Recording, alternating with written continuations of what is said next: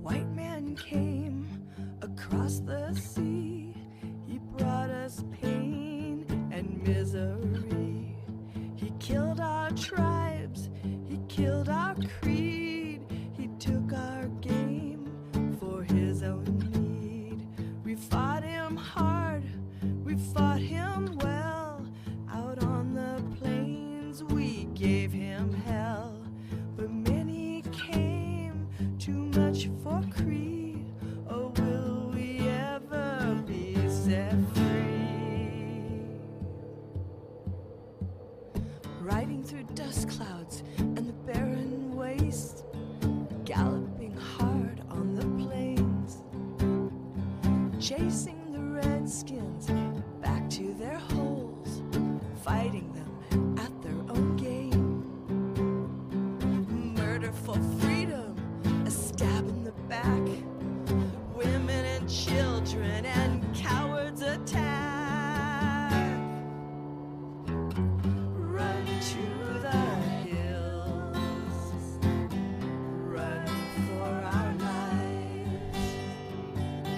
Run to the hills, run for your lives.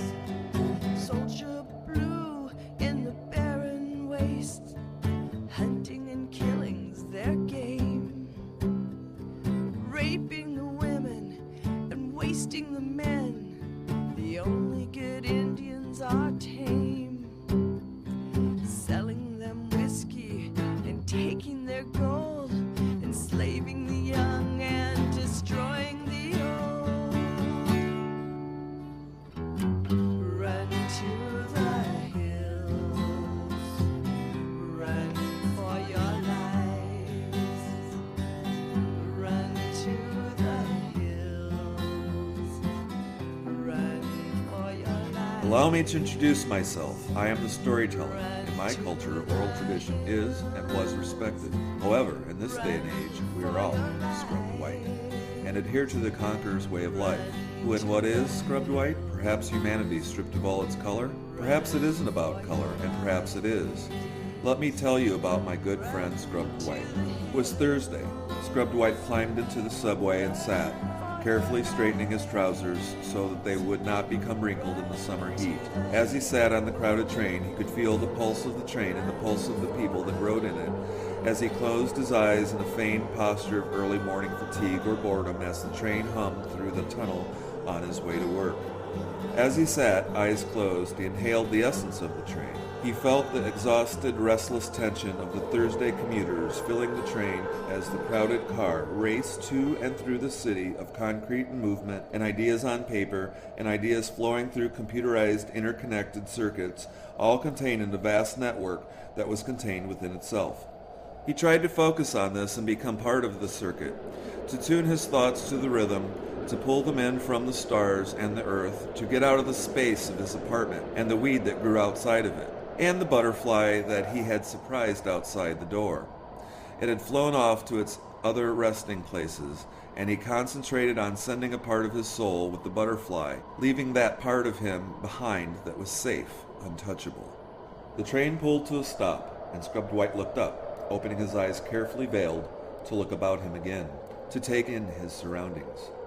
A pregnant woman got into the car, sweat beaded on her forehead. He saw in her face the fatigue of traveling with a burden, and in her face the shine of divine purpose. He rose from his seat, gesturing to her wordlessly.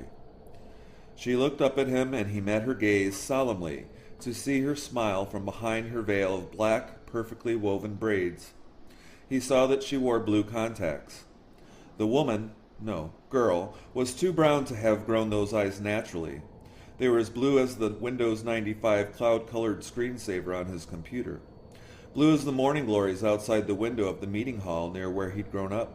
He looked into them again, and her smile settled like that butterfly on his heart, as the butterfly had settled on the dandelions outside his window. He looked at the floor, refocusing on the city. He would have to start over in his refocusing. His stop was called out in the familiar, unrecognizable murmur he had become accustomed to in the 3 years since he had been there. Scubbed White got off the train. He walked the 2 blocks to his office. To focus, he counted his steps, straightened his trousers, running a hand over his hair combed back into a lengthy ponytail, to see that all was in place. He tried to focus on today's lecture, what the students would want to ask about the day's discussion. Walking into the building, he resisted the urge to go straight up to his office and stopped at the departmental secretary's desk. Good morning, Helen. Hey, She looked how are like you? she'd been up piercing every orifice in her body until 3 a.m., and then came to work humming with caffeine and nicotine to compensate. Helen had taken out a cigarette. Scubbed White instinctively pulled out a Zippo and lit it for her. Thanks. You got some voicemail, and if you have the time before your 8:30 class, you should check it. Some of the students called and had questions about the He nodded and passed Gentileschi her, assignment. his best Cary Grant suaveness, and unlocked his office, going past the door with its Scubbed White plastic temporary nameplate. The permanent shiny brass plates were for tenured staff. He would get to that point if it were meant to be, he told himself, then corrected himself as he sat down facing his phone with its blinking message light. No, he would get to it when he had worked hard enough. He stared at the blinking light, ignored it, and went off to his class. The students were there already. They tended to arrive early for this class, and when he came in, a few of them checked the clock. Seeing that it was early, they gathered at his desk. The discussion sections often did this. Good morning, Dr. Scubbed White. Reeves Clark was one of the more outspoken and enthusiastic students, and the only Native American student he had ever taught during his 7 years in academia. Did you get my message? I was wondering how you wanted us to convert the light image assignment to our own work. I know you explained it, but I was wondering if the source of the light in the painting could be a black light? I have this set up in my room with the black light and this glow-in-the-dark poster, and then I have this really cool glow-in-the-dark Virgin Mary, and I was wanting to use that, but I've realized fully that that's not what either Gentileschi or Caravaggio did, but I'm thinking that they totally would have, given the technology and all. Please call me Mr. White. And secondly, He stopped himself wincing. In academia, his degree did not earn him enough status to be called doctor. the blacklight is fine. However, please do not paint replicas of posters for my class. He moved to start class. Reeves Clark and the unanswered others moved unhappily to their seats. Amidst the grumbling, he started the lecture. It seems that there is some confusion over this assignment. We are studying Artemisia Gentileschi and her mentor Caravaggio's use of light and darkness. What you are to do is paint a scene of darkness illuminated by a single point of light. That light can come from wherever you feel it. Traditionally, it has been a candle, a lamp, and a moonbeam, God. What you have to do is find out what lights the world for you. Whether it's a black light, a computer screen, a TV, it has to frame the picture and, for me, the focus. That single light has to show what is important to you. Any questions before we start the next subject? No, thank you, Dr. White. Reeves Clark looked up at him accusingly, his dark eyes cloaked in resentment as he pushed his long dark hair behind his ear. His look said, I know you. You are from where I am from my tribe. Give me a fucking break. At lunchtime, he walked over to a table where his colleagues sat and pulled up a chair. They pushed over to make room. How's it going, Chief? He called everyone chief, but everyone smiled uncomfortably when he addressed Scubbed White as such. Scubbed White said nothing, but turned instead to his counterpart lecturer, Darren Johnson, asking how the Gentileschi work was going with his section. With that slice of life, I now take you to 2004. Years had passed. Hard years for both me, the storyteller, and for that of Scubbed White, who mirrors me in so many ways. Scubbed White has grown embittered, jaded. He had indeed changed, as have I. He had lost his innocence and naivete. It had been raped from him. We both had changed. Me, storyteller and writer, and Scubbed White, artist and teacher. What can I say? Scared, bruised, and beaten? Indeed, I am someone else. My hope has turned to cynicism in my art, in my dreams, in my heart, and in the very way I think. Being his best friend, I confess to you all, I too have changed. My words no longer smooth and poetic, now more gruff and hard, but those of you who are writers and are storytellers and have lived a hard life can surely understand. Ah, Scubbed White, I cry for us both as I tell your story. I cry for all the people of the original nations of Turtle Island. Years have passed, 8 long, hard, painful, laborious years, never knowing one home before picking up camp and moving on to the next adjunct position. I lived those years, forced to live in 2 separate worlds, one of Raven Blue Wolf, my given native spiritual name, the red world, and that of Scubbed White, the white world. Scubbed White, the romanticized sideshow freak, behaving as if he was scrubbed to whiteness, acculturated, educated, performing and pretending. Like the story of Black Elk, who is written in the Wasichu, or white man's books, as having converted from native spirituality to Catholicism. Black Elk, whom the Native American elders taught me, pretended to be saved, convinced, and able to teach lies only as a prank and for his survival. But Scubbed White, maybe as Black Elk, was only half convinced in what he did for survival. Living in 2 worlds meant living 2 lives, but he did what he had to do. His true goal to give back to his people and to stay focused and secure, not ending up drunk on some reservation or on the city streets and gutters. I too felt his pain and changed in much the same fashion. Scubbed White's student evaluations always positively confirmed his dedication to teaching. With high marks in his favor, he was always there for the student left behind, the student that was told and believed from an early age that he or she was just average. He moved from town to city, taking adjunct positions where offered. He barely kept a roof over his head, and the bills always seemed to be paid late. The years had taken their toll on him. His creased brow, once young and held in worry, now was lined in character, the worry a permanent part of his face. Although I behaved white, acculturated as was expected and accepted by academia around the country, I still was offered no tenure-track position, taken on by universities for a short while, and then poof, gone. Times grew harder, Scubbed White having to take side jobs to pay bills. He now mowed lawns. As he passed back and forth across the football-sized yard, his mind began to wander through those many years. I recall teaching in the South, southern Indiana and Kentucky, where I was beaten by the KKK. Beaten so severely I had to walk with a cane for a year. They called me Red Nigger, words I'll never forget. I think of the thousands of dollars I've paid each year for the privilege of applying for open positions in academia, for the privilege of a tenured track position. I think of the word privileged. I chuckle at the word as I cut down a patch of dandelions to expose the lush, monochrome, unnatural green grass.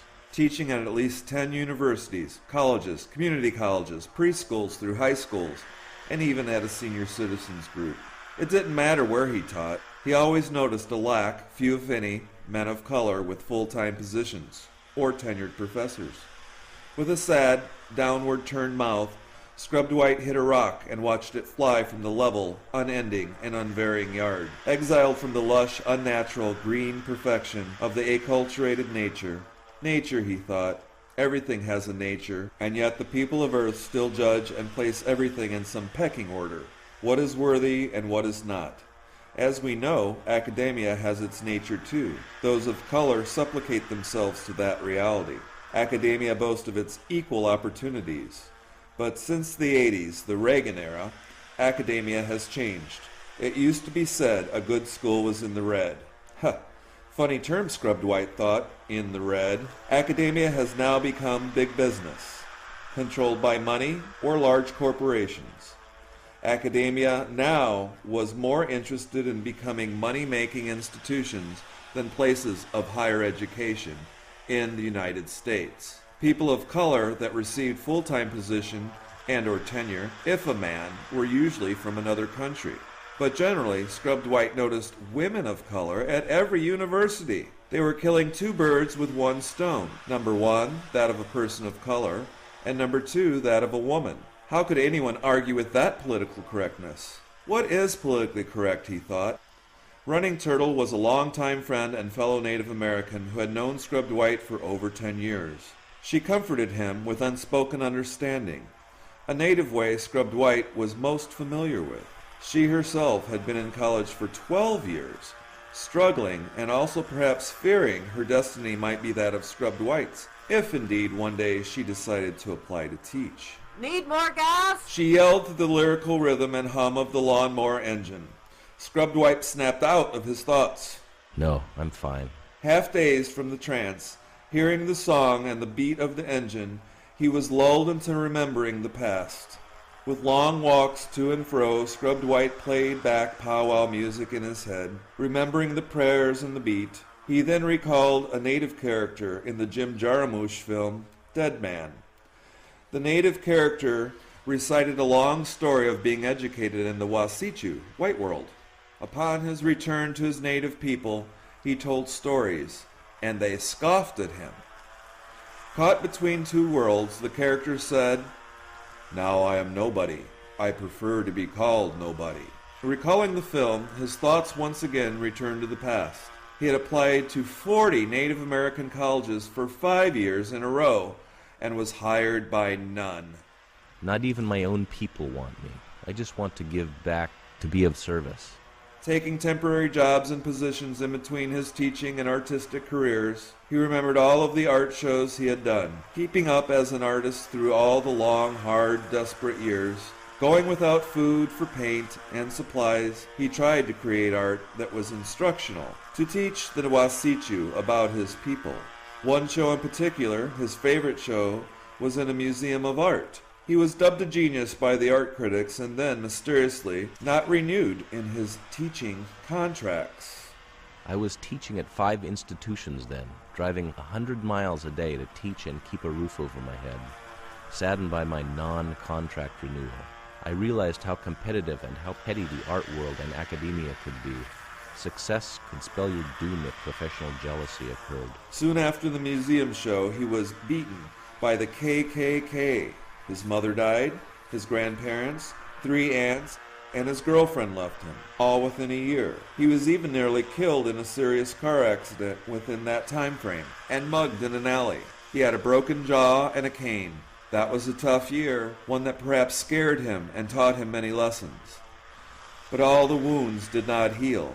This year was assigned to Scubbed White, who had always kept his native spirituality and traditions a secret, yet daily alive. This was a sign to move on. I moved back to Iowa City, a place where I knew I would be safe. I was asked to speak at the University of Iowa at a colloquium, Spirituality and Art. I took adjunct positions at nearby colleges in Oaktown, but once again the contracts were not renewed for political or economic reasons. The last place I taught before mowing grass became my only alternative to eviction was a Catholic college built on the highest point in the county. Years ago, 75 or so before the college and the Sisters of Sweetness came to be there, the tallest hill was home to an ancient Native American burial mound site.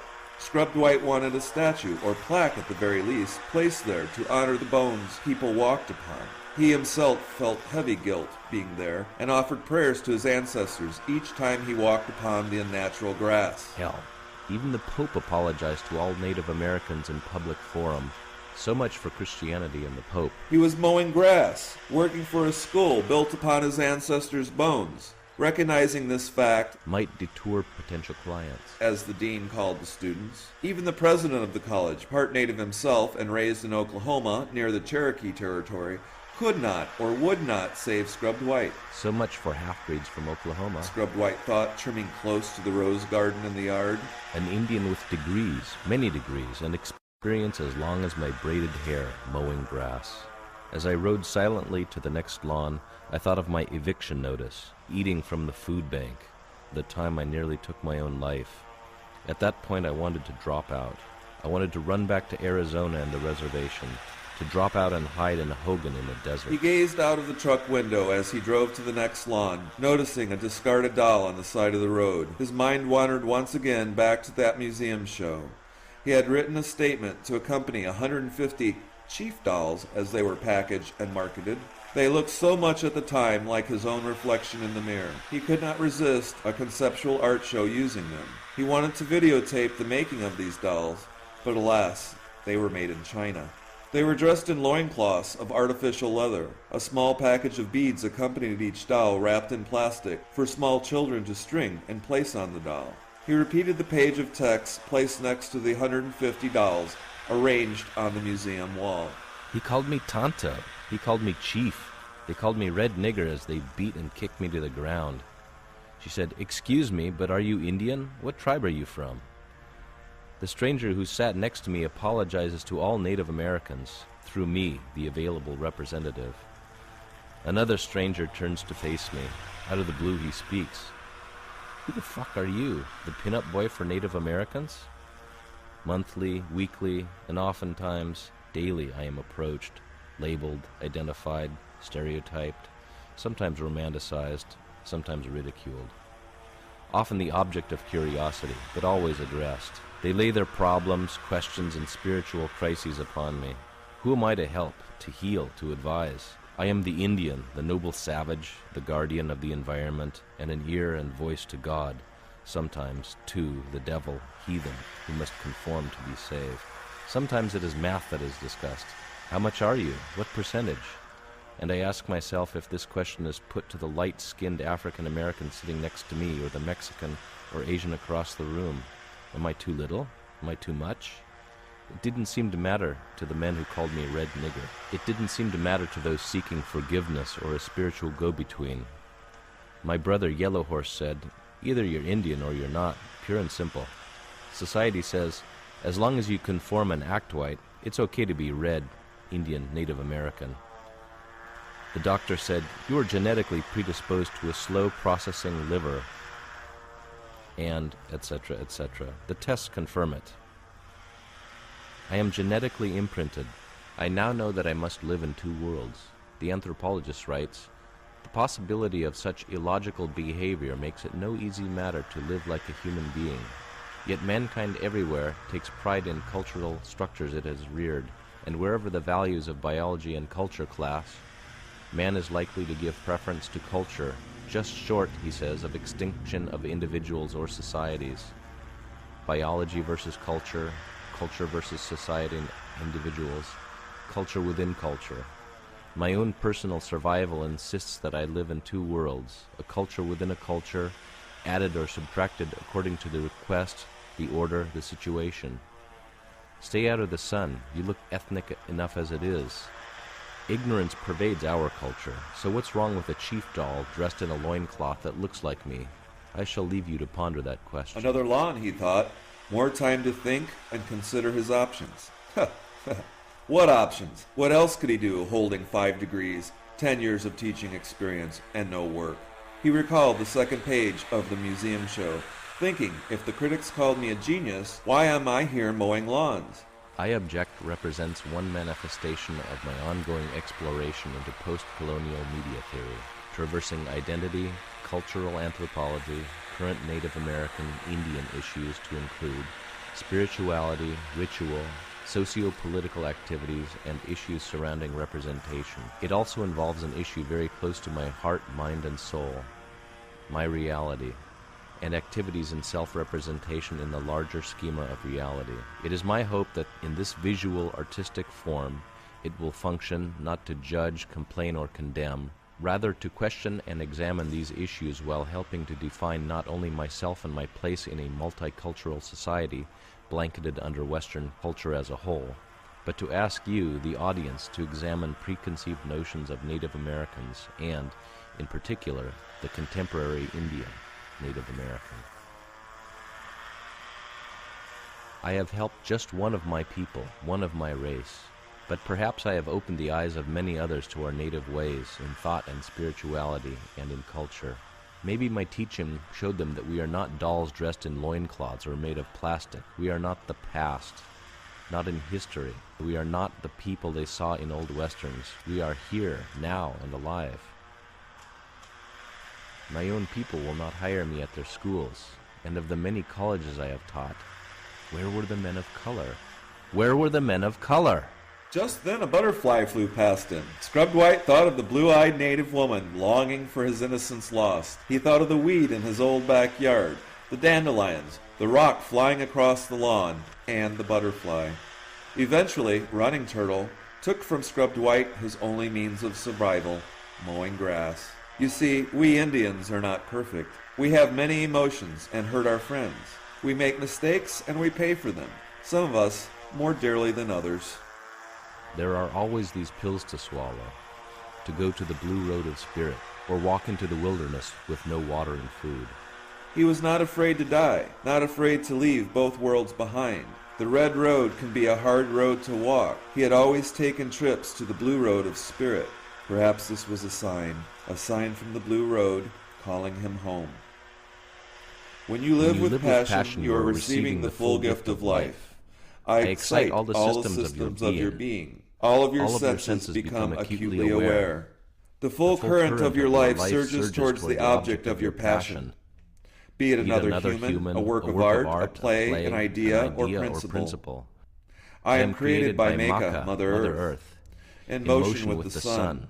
The very law of life is satisfied, for I am experienced in all its delicious splendor. There is no line between passion and satisfaction, for only in passion is the life urge fulfilled. Tradition. Mecca, Mother Earth, created Unk to feed her children the passion and satisfaction of life. Unk is the yearning and delight between lovers, between a person and a beloved activity or thing, between a person and spiritual understanding. The balance inherited in passion is the balance between the mental, physical, and spiritual needs we must satisfy in order to feel whole. We are capable of experiencing and expressing emotions and responses, allowing the flow of passion in our lives. When you are experiencing the passion, you are fully experiencing the moment. Don't deny one of life's most precious gifts. Determine where your passion lies and embrace that aspect of your life. Be you black, red, yellow, or white, acknowledge and accept the enthusiasm generated. Help you walk in balance with your emotions. I open to my passion, and life becomes ever more satisfying. I allow my passion's life and find myself in joy.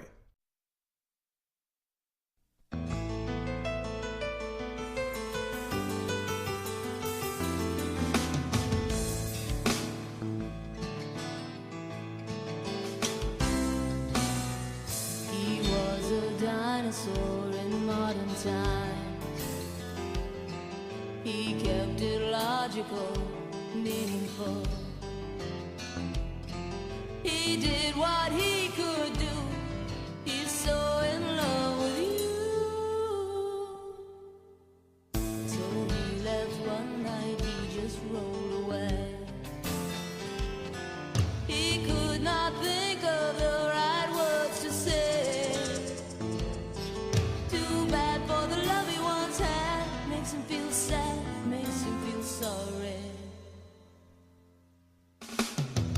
Out to where the cold wind blows, to a place where no one follows. Back again and here comes how. A million years won't matter anyhow. A million years from now.